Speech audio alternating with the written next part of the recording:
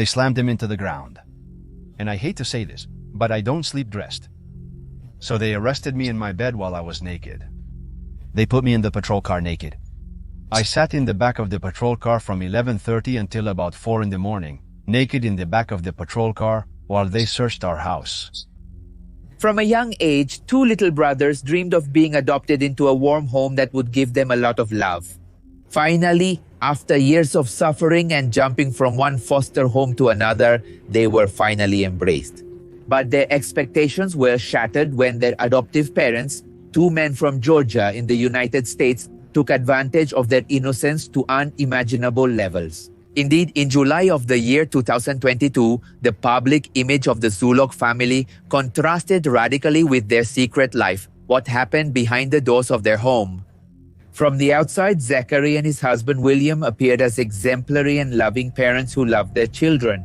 However, their facade of a happy family in a prosperous neighborhood hid the true abuses, trapping the little ones in a circle of violence from which they had no escape. And when the truth came out, the community was completely shocked. No one could believe that the family who posted pictures on social media who showed off their children with matching rainbow shirts were actually perverse beings with depraved desires. But what did these men do to these defenseless children? Well, that's what I'm going to tell you about in today's video. A highly disturbing case. I have people behind me. It's William. And me. According to their social media, the Zulocks identified themselves as enthusiastic activists of the lesbian, gay, bisexual, transgender, and queer community and advocates for various progressive causes. In their posts, they presented themselves as allies of the woke movement, with strong ties to the Democratic Party and the Human Rights Campaign for its acronym in English. An influential lesbian, gay, bisexual, transgender, and queer organization based in Washington, District of Columbia. They also promoted issues related to the right to abortion, the Black Lives Matter movement, the rights of trans people, and other initiatives related to the lesbian, gay, bisexual, transgender, and queer plus community. Even before expanding their family, they wrote about their fervent desire to become parents in their posts. For them, orphan children deserved loving homes, and they had one available, or so everyone believed. Indeed, from the dream of becoming parents, the Zulocks built their house from scratch in an affluent suburb of Atlanta. The neighborhood they lived in was Oxford, a place where houses exceeded $900,000 in price. But this was nothing for the couple. Zachary worked at a local bank while William worked for the Walton government. Adding both of their salaries, they earned the impressive sum of $7,500 a week. An unimaginable number for most American families. So with that sum, they could comfortably raise more than one child without any problems. Later on, after finishing the construction of their home, the young couple gave their loved ones the great news that they were ready to take the next step. After getting married, the next step was to adopt two little ones. Saki and I worked very hard to achieve everything we have. The little ones were supposed to be safe in their new home after a long waiting period for a real family to finally adopt them. Sadly, the reality was quite different. In 2018, the long-anticipated moment finally arrived. The Zulocks adopted two children, 3 and 5 years old, who were biological siblings, through a Christian agency specializing in children with special needs that has since closed its doors. By the way, but what could go wrong if it was a government office worker and a banker, both with good economic position? Well, the truth is that no one saw what was about to happen because the brothers had been in and out of the foster home system for years after the state removed them from the home of their parents who were addicted to a certain illegal substance. It's hard to imagine at this point the pain they've endured in their young lives and what they had to live through later with their new parents. The name of the organization was All God's Children, which for some strange reason made the adoption process faster than expected. Apparently, they saw the couple as the perfect parents for these siblings, especially because of their good financial standing. However, neither the former agency nor Joya's Department of Human Services, which this company worked closely with, reviewed the dark past of one of these supposed exemplary parents. Because ever since the family expanded, the new parents boasted their perfect family on social media, garnering hundreds of likes. Zachary described himself in his Instagram biography as a dad to our two wonderful kids and an activist. In fact, their post did not go unnoticed by netizens and quickly went viral after sharing a photo of them and their children wearing shirts in support of the lesbian, gay, bisexual, transgender, and queer plus community, seemingly under the pretext of being a happy family in a wealthy home in the suburbs of Atlanta. In fact, in one of the posts, William wrote the following in the caption of a photo. "It has happened. Just over a year being their parents. We have loved every moment. It was a bit tough to start, but we surpassed the 1-year mark. This has been our 2nd year in the ocean. Last year was the first time we did it. I love how this picture turned out. Our little adoptive family." Then, in a second photo on the beach, you can see the little ones from the back enjoying the scenery, but now it's hard not to see this image. And to think about how vulnerable and alone these boys were, already knowing the context, they don't seem like the perfect family. Under the appearance of an exemplary family, the little ones at the time of the discovery, 12 and 10 years old, were victims of horrible intimate abuses by their adoptive parents. The couple perpetrated the crimes in their residence, recording the depraved acts to create child material for their regular customers who eagerly awaited new content. They come in flames with AK-47s or whatever. Oh, how many people were there? 10, 15, a bunch. They were doing something like a drug raid or something like that. Zach's mugshot shows he has a large bruise on the left side of his face. Yes, because they slammed him to the ground in the lobby. He had bruises on his knees and face, but... That's the question, because they never believed they would be caught by justice. But well, here it goes. It all started on the afternoon of July 27, 2022, when investigators from the Atlanta Criminal Investigation Division found out that a person was downloading material of abuse of little ones. After a quick IP location of this individual, authorities arrested a member of a local network of sick people. You know what kind of sick people I'm referring to? For downloading, not for the little ones, on his computer. After speaking with the person, the investigators learned about another person who was producing homemade material of the little one's grandfather, with at least one little one living in the house with the perpetrator. This individual provided crucial information to the authorities, pointing out that the Zulocks were responsible for the material. This revelation triggered a swift response from the police, as they were innocent people. So after confirming the identities of the children and the alleged perpetrators, they issued a search warrant at the Zulocks house at 11:30 that same night. Without wasting a single second, the officers entered the family home and arrested the couple on charges of soliciting an act of prostitution with a 12-year-old. And during the raid, William, in fact, was taken out of his house without clothes and put in that form into the patrol car.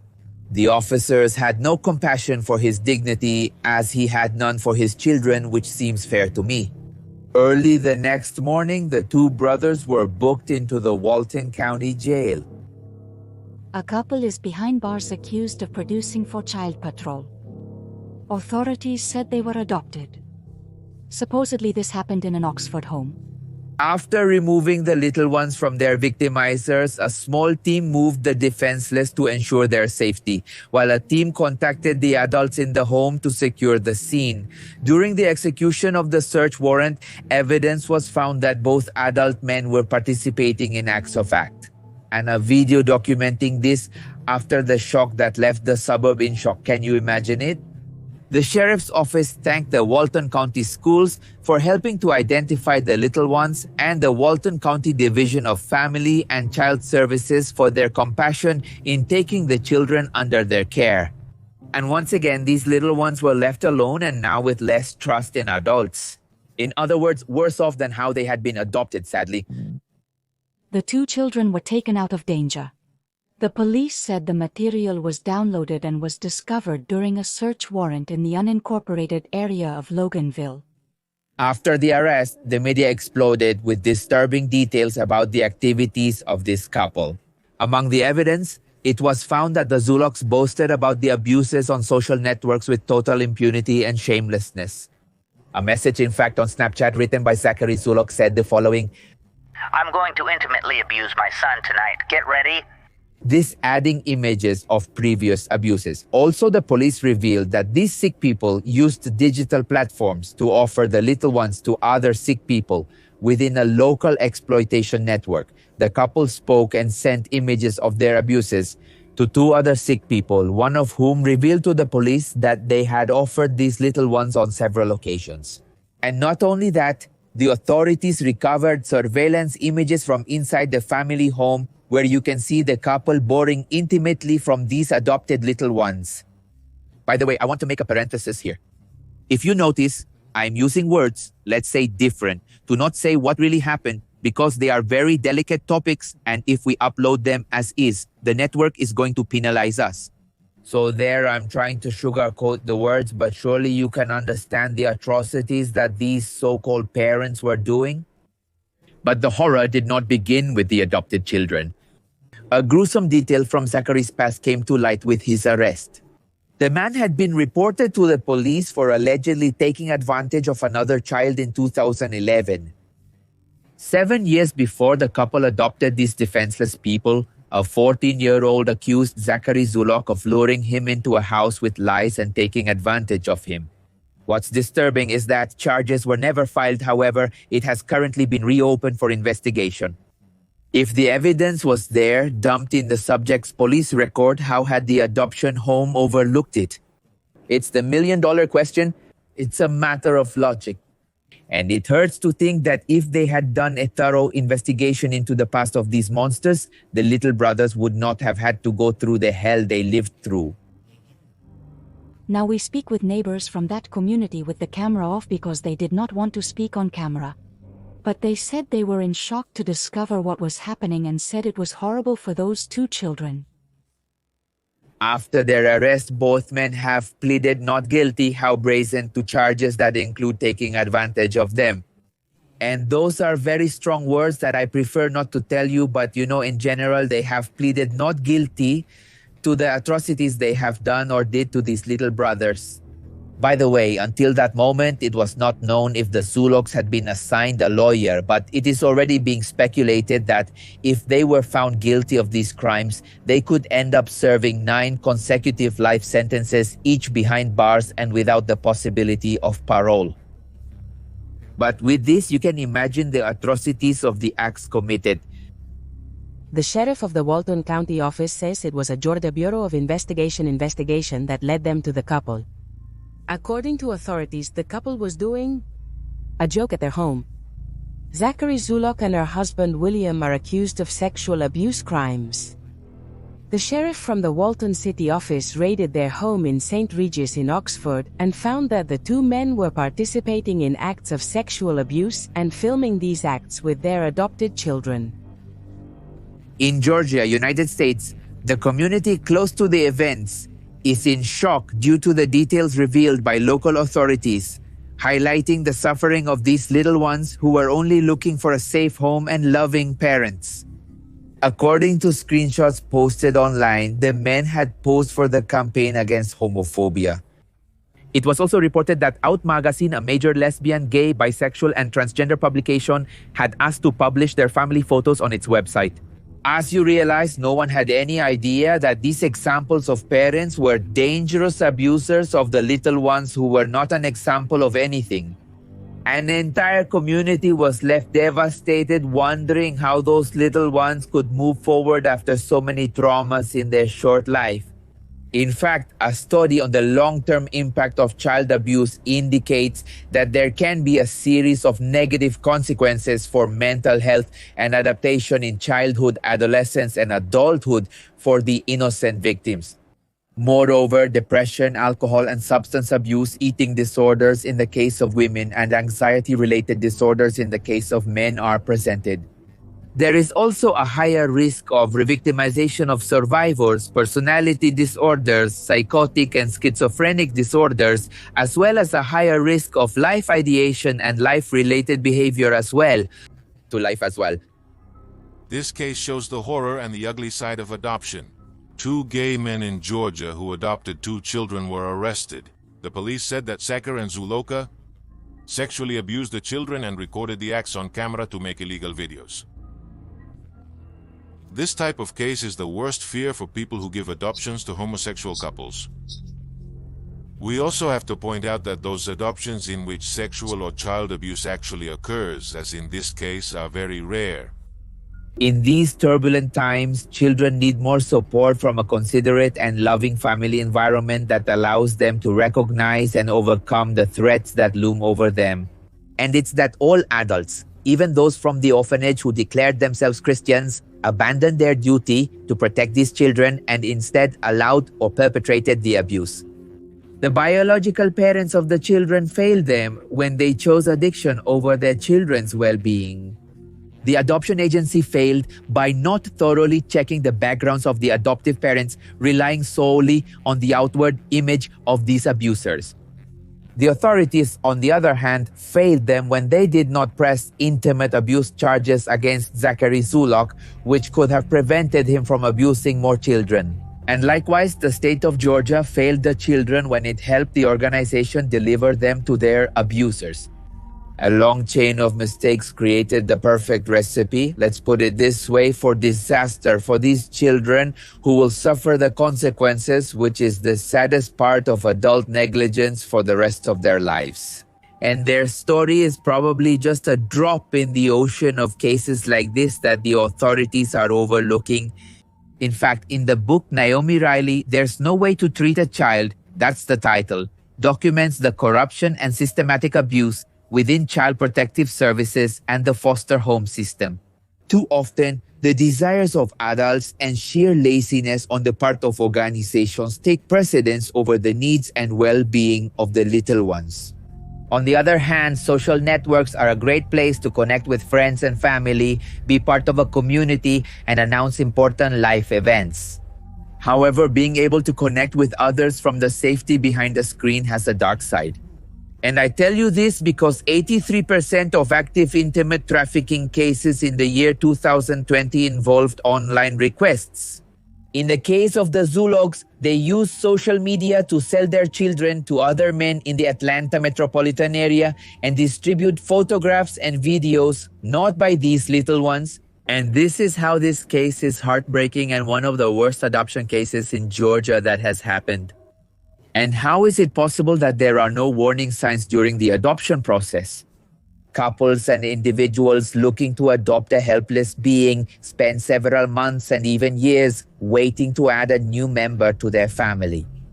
The process is tedious, but because there are many steps to follow to ensure that they are truly optimal families for upbringing, and although a quick adoption process may seem more ideal, it also creates spaces for adoption scams for children to be placed in bad homes. But according to the Zulocks, their experience during the adoption process was faster than expected. Child predators often look for opportunities to lure or manipulate their victims. They usually look for the victims most vulnerable to manipulation and exploitation. One of the manipulation tactics they use to access a defenseless person is adoption or fostering. That's why background checks are so important during the adoption process. Reputable adoption agencies conduct background checks and thorough investigations to look for red flags. Unfortunately, something as simple as a background check would have been enough of a red flag in this case. We don't know if the adoption agency investigated the couple's background, but if they did a very poor job. They overlooked a very crucial and unforgivable matter. They called me back to have my fingerprints taken, and I saw the new charges they are making against me. I guess we're both in the same boat. There are 17 charges. The city council conducted an investigation that lasted several months into the shocking details surrounding this severe case of abuse. The investigation of the crimes includes the interception of calls to the jail, their computers, Material not because it involves the victims and the alleged testimony of a relative of the couple, which would be key to keeping them in prison. So, the heartbreaking conclusion was that they abused little ones since they were 3 and 5 years old. That is, from the minute one they were adopted by this couple.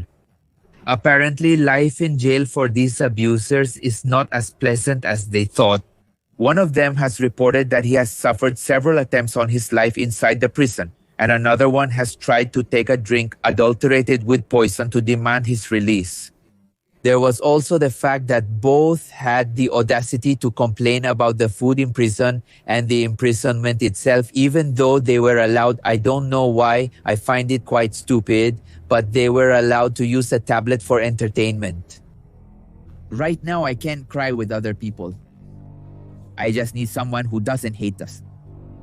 On the 1st of February of the year 2023, the court heard the defense attorney of the perpetrators and denied the charges against his clients, a total of 17 charges.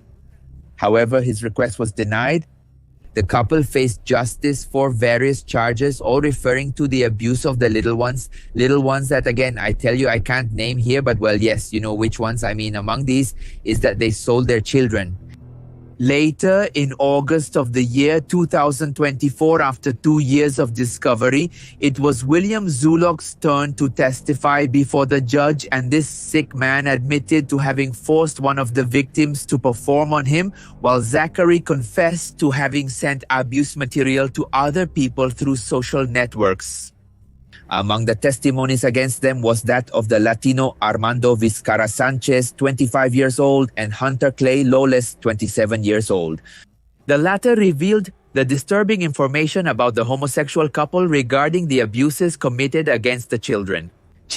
Lawless claimed that the Zulocks invited him to take advantage of these people and said that Zachary sent him a message that said the following: "I'm going to bed with my son tonight, don't miss it." This along with images of him taking advantage, doing the atrocity.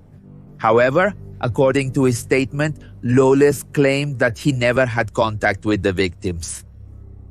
Finally, after all the evidence against them was laid on the table, both men pleaded guilty, which for the authorities, this agreement prevented the young victims from having to testify again and relive the trauma.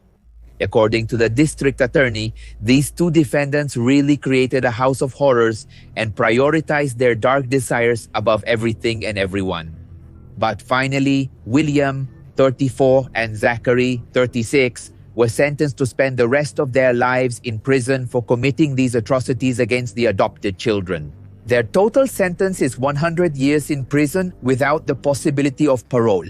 In their sentence, the atrocious details of this case, which has been described as a house of horrors, were highlighted. Meanwhile, the children who were studying 3rd and 4th grade at a school in Atlanta are currently under state protection and with all the necessary psychiatric help to overcome the deep traumas due to the magnitude of the abuses suffered by the couple who presented themselves as exemplary parents and with a more than stable economic passing for their lives. In the end, the resolution of the case was satisfactory, as none of the men will ever hurt another child again. But we must not forget that all of this could have been avoided if they had checked their backgrounds or if they had done their job correctly. With this ruling, it is hoped that the victims can begin a recovery process. After all, the authorities, along with child advocacy groups, have reiterated their commitment to fight against these types of crimes, emphasizing the importance of strengthening their work to prevent adoptions that could put minors at risk. And this is how this horrendous couple made up of two homosexual men demonstrated the state's inability to protect the defenseless from the suffering of serial intimate abuses. And it's a heartbreaking story of exploitation of these little ones, these vulnerable little ones, by men who promise to offer them love and stability. But the question here is, how can such a heartbreaking case like this happen? There are warning signs that an apparently normal couple may be capable of committing such horrendous crimes against their children. In the end, you know that I don't agree with the death penalty, but it would have been a good resolution for this case. Or tell me what you think. If you have any topic that you would like me to do, you can leave me a comment down below. Or else you You can write to me at email at pepemisterio.com.mx, and remember that on Mondays on the main channel of Pepe Misterio, the interviews are uploaded.